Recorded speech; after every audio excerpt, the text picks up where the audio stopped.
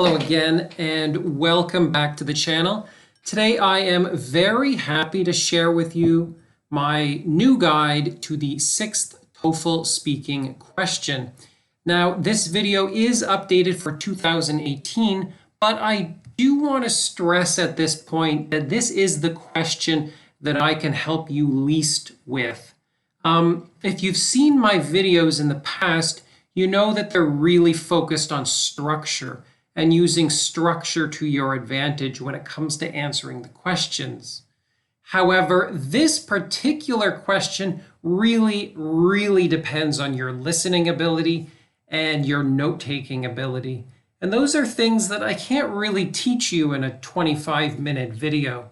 You really either have that listening skill or you don't. I mention that now just so I don't give you any false hope. And I also mention it so that you will work on your listening skills as much as possible before you sit for the TOEFL. That kind of thing will pay off even more than watching this video. So, anyways, with that warning out of the way, let's get started by talking about how this question is put together. Now, the good news is that ETS uses the same formula when constructing their question week after week. No matter when you take the test, the question will sound and look about the same. That's a good thing because it allows you to effectively prepare for the test. So for this question, you should know that you will listen to a lecture about a single clear academic topic. The lecture will be from 2 to 2.5 minutes long. The topic will be illustrated using 2 examples, plus related details, or 1 example divided into 2 clear parts, plus the related details. In this question, there is nothing to read. Now, the lecture is most often about biology, sociology, business, or what I call history and art.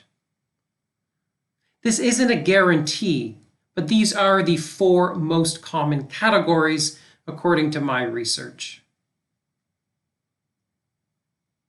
Note that the lecture starts with a short introduction that states and defines the subject of the lecture. That's usually done in between 3 and 5 sentences. After the introduction, the examples are given. You will be asked a specific question about the lecture that mostly requires that you just summarize the examples that are given, or in some cases, the 1 example that is given. Keep in mind that this question appears on your screen only after you have listened to the lecture. Now, I really want you to remember this stuff because, like I've said in all these videos, if you understand the formula that ETS uses when creating their questions, it'll be a lot easier for you to study, and it will be easier for you to actually answer the questions. Because you can use the same techniques week after week after week. I don't want you to be surprised by anything you see in the entire speaking section of the test. There is a formula. Just remember that, please. So after you've heard that lecture, you get a question, right? It's going to look like one of these. I'm not going to read these right now because I don't want the video to be half an hour long, but keep in mind that even the questions use a kind of formula. They're not quite as formulaic as what you see in 1 through 5, or I guess from what you see in 3 through 5, but they are pretty formulaic. Sometimes it mentions the specific examples, sometimes it doesn't. Generally, though, it's asking you to explain, to really just repeat those examples. You have 30 seconds to prepare your answer, and you're required to speak for 60 seconds. Use the full 60 seconds, please. So today I'm going to walk you through a practice question and a response to that question. Today's question is from the TOEFL Quick Prep collection. Specifically, it's from Volume 1, page 25. You can find this online just by Googling TOEFL Quick Prep, but I will also put a link to it in the description of the video. I can't actually give you the lecture recording in this video because ETS owns that, but trust me, you can easily find it. Look for the one on pricing strategies, to be specific. So, you've just listened to the lecture, or maybe you've just read the transcript in the collection. The first thing you need to know is what kind of notes you should take while listening to it. Broadly speaking, these are the kind of notes that you need to get. Now, these notes are really detailed. Even I can't get quite so many notes when I listen to it. However, this is representing the ideal. Your goal should be to get notes that are as close to this as possible. But specifically, what are you looking for in your notes? What kind of notes are you trying to get?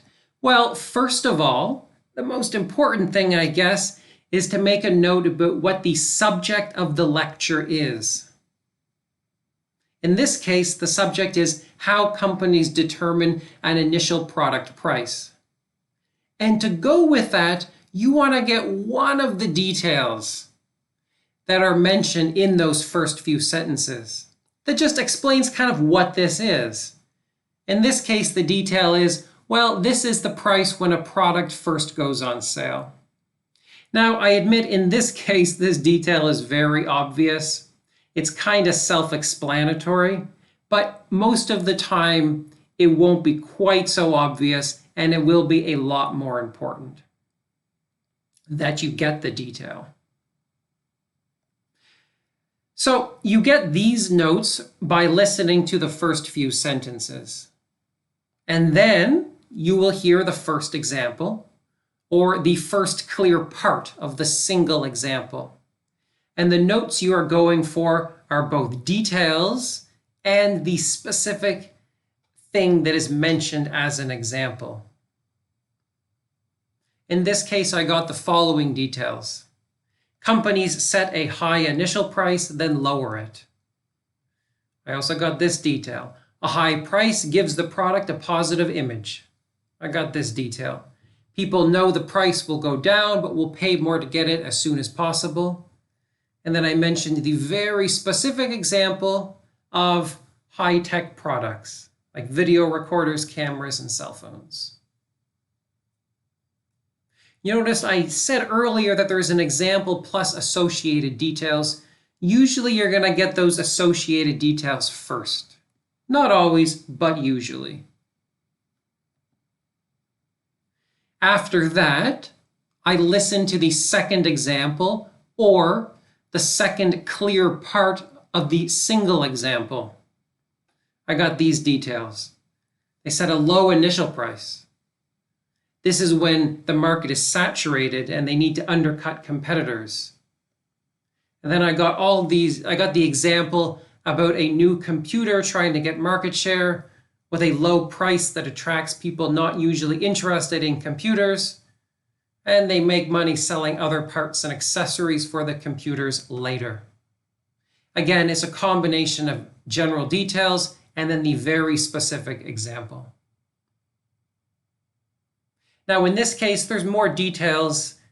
There's more notes about the details than there are about the example. In this case, there's more notes about the example than there are about the details.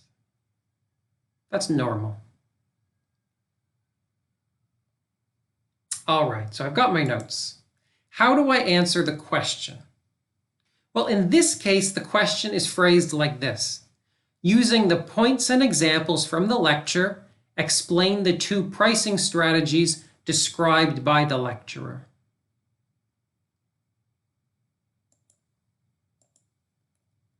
You've got a template you can use. Now, as I've said before, I love the use of templates because they give structure to these answers. And the structure really helps your score. But for this specific question type, there's not a lot I can give you in terms of a template. It's just not that kind of question because it really depends on how many of those details that you can repeat in your answer. But I do have a basic template. I start like this. The lecture is about the lecture subject, which is the detail. I'm filling these in from my notes, right? The lecture subject is at the top of my notes, and that detail is right beside it. Then I start talking about the first example or the first part. First, the professor notes that, and I mention all those details I got. For example, and then I mention the specific example. I do this in about 3 to 5 sentences. And then I move on to the second example or the second part. Secondly, he says that, and I mention all the details I got. For instance, and then I mention everything about that specific example. This should work most of the time. I mean, it is pretty basic. The template's not going to get you too far, but it should help. So here's a sample answer using that template. I guess I'll read this one. I don't have a timer with me. I hope I can finish it in 60 seconds. Goes something like this. The lecture is about how companies determine the initial price of a product, which is the price of something when it first goes on sale. First, the professor notes that companies sometimes set a high initial price, which is later lowered. The high price gives consumers a positive impression of the product. They know the price will go down later, but are willing to pay more to get it right away. For example, the professor mentions certain high-tech products. Although things like video cameras, video recorders, and cell phones were all pricey at first, they became much cheaper later on. Secondly, he says that companies sometimes set a very low starting price for their goods. This is done when the market is crowded and they need to undercut their competitors. For instance, he mentions a new computer that needs to get market share. As a result of its low price, it will attract people not usually interested in computers. The company can make more money later by selling parts and accessories to these customers. As you can see, I pretty much followed the template.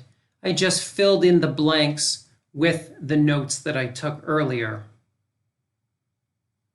Now, there are a few little things which I want to draw your attention to, which might help increase your score.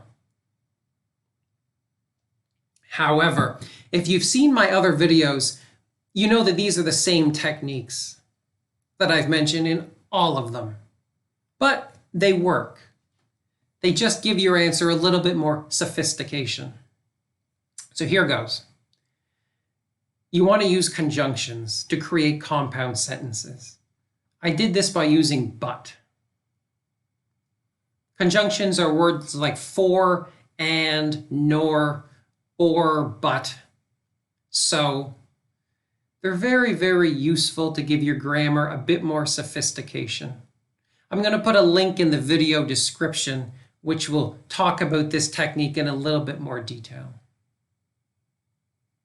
I also want to mention that I've used some transitional phrases, like as a result of, and although. These are called discourse phrases or transitional phrases. They include things like however, in addition, moreover, on the other hand. These, again, make your answer sound a little bit more sophisticated, and they give your answer better flow. These are words you should use in all of your speaking responses and in your 2 essays. Once again, I'll put a link in the video description, which gives you a few more of these and a few examples of them in use. Now, I also want to draw your attention to the fact that I tried my best to avoid repeating words. Now, instead of saying product, I changed it to goods here. Instead of saying initial twice, I changed it to starting price.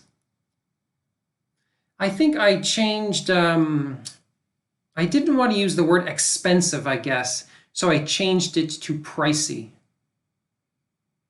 Now, it's very hard to kind of think up synonyms on the fly, so don't worry too much if you repeat words. I do want to emphasize, though, that having a varied vocabulary will help your score, both in the speaking section and in the writing section. So just try your best. See what you can do. Keep that in mind as you practice for the test. So, a few general guidelines, and I've already mentioned these, but I'll repeat them again for emphasis. Use discourse phrases. As a result, consequently, moreover, therefore. Use these if you can. Focus on the example or the examples most of all. Summarize the introduction part of the lecture in just one sentence. The key to this one is your ability to recall details from the examples given in the lecture. That is the most important thing. That's almost the only thing. As I said, create compound sentences using conjunctions like so, but, and. Summarize, summarize, summarize. This isn't a place for original thoughts or logical conclusions. You're not coming up with anything new. You're only mentioning stuff that you heard in the lecture. You're not a scientist here. You're not drawing conclusions based on the evidence you were given. No, you're merely summarizing and repeating what you heard. You are recalling. All right, I've ended all of these videos with a section called Rumors, Gossip, and Tricks, just to keep you prepared for surprises, but for this one, I couldn't come up with anything. This one seems mostly unchanged since 2006 when the IBT was introduced. Likewise, the official textbook is a pretty good practice source, and the official test collection books, even though they contain very, very old tests, are still pretty accurate. So, I think that might make it a bit easier for you. But if you have heard or seen anything new, please leave a comment and let me know. I will try to include it in my video next year.